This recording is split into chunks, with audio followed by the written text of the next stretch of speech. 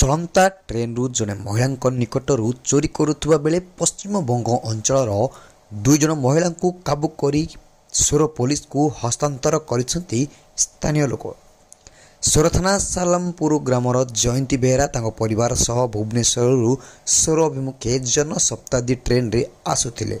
सोर स्टेशन रे अनति दूर रे से स्टेशन रे ओल्हेबा को ठिया होइतिबा बेले जड़े महिला तांको भैनिटी बैग रु टंका चोरी करथिले।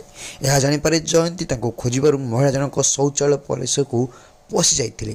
परे सोर स्टेशन रे स्थानीय लोके महिला को काबू करी तांको निकटरू चोरी होइतिबा 6000 टंका जब्त करी सोर पुलिस को खबर देइथिले।